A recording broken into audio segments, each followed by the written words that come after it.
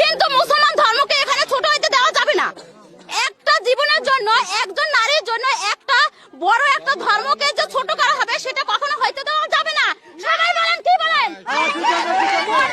মনিকে আমরা হত্যা করে ফেলবো, কিন্তু ওকে হিন্দু হইতে দেব না। আমরা মনিকে হিন্দু হইতে দেব না, ওকে আমরা হত্যা করবো সমস্ত পাবলিক মিলে, সবাই মিলে হত্যা করবো। তখন আমরা আর কি এই বিষয়টা জানছি। মুসলমানের যদি সবার যদি ফাঁসি হয় তো আমরা ফাঁসি চাই, কিন্তু ওরে হিন্দু ধর্মে দেওয়া যাবে না। ওরে মুসলমানের মেয়ে মুসলমানেরই থাকতে হইবে। কত হইলে ক্লিয়ার। ওর জন্য দরকার হয় আমাকে হয়তো হত্যা করা হবে, নাইলে বাংলাদেশ ছাড়া করা হবে, কিন্তু তাদের কিন্তু এই কোন মুসলমান হিন্দু হওয়া যাবে না। মুসলমান হয়ে আমি ওই মাজিয়া নিমু, এই যে বলছে। এখন হে কয়েন ওই মাজিয়া নমু বানাইবে আর হে মুসলমান থাকবে, তা হবে না, তা হবে না, তা হবে না, তা হবে না। আমার নাতি ঘরে নামাই যাও, আমি লাগিয়ে যাবো। মরে বিশ্বাস যে মরবে মাটি দিয়ে থুবো।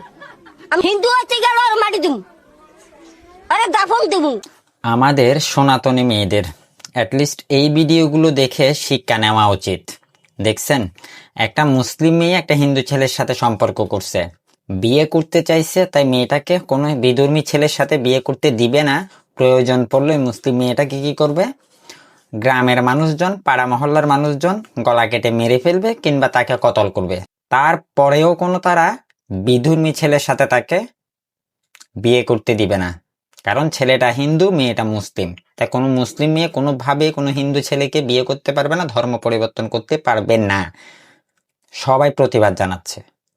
আর আমাদের হিন্দু মেয়েগুলা লাফাইতে লাফাইতে মুসলিম ছেলেদের সাথে পালিয়ে যায়। তারপর পালিয়ে যাওয়ার পর বাবা মারে ফোন করে কিংবা SMS করে বলে, আমি ভালো আছি, আমার জন্য টেনশন করেন না। কত বড় নির্লজ্জ হইতে পারে এইগুলা। সচেতন যারা সনাতনী আছেন কিংবা যারা পালিয়ে যায়, তাদের আশেপাশের বাড়ির আশেপাশের মানুষ যারা আছেন না, আপনাদের একটু এই পরিবারগুলোকে সহায়তা করা উচিত। যেখানেই থাকবো ওই মেয়েটাকে তুইলাই না, স্যান্ডল দিয়ে বাইরেতে দরকার হয় মাইরা ফেলাবেন। এমনটাই করা উচিত। এইসব হিন্দু মেয়েগুলা জাতির কলঙ্ক, দশের কলঙ্ক, এদেরকে মেরে ফেলাই উচিত। শালা বিয়াদব কতগুলা। দেশের মধ্যে হিন্দু ছেলের অভাব, তাই তাদেরকে মুসলিম ছেলেদের সাথে প্রেম করে ফেলাইতে হবে। জাতির মুখেও কলঙ্ক লাগাইলো, পরিবারের মুখেও কলঙ্ক লাগাবো, আত্মীয় স্বজন যা আছে সবার বাণিজ্য ডুবাইয়া যায় এরা। এদের বেঁচে থাকার কোনো অধিকার নেই। এদেরকে বাঁচিয়ে রাখাটাই হচ্ছে সনাতনী জাতি গোষ্ঠীর জন্য ক্ষতিকর। এদেরকে মেরে ফেলে ক্ষতি, বিপদ, আপদ বল্লা দূর করে দেওয়া উচিত।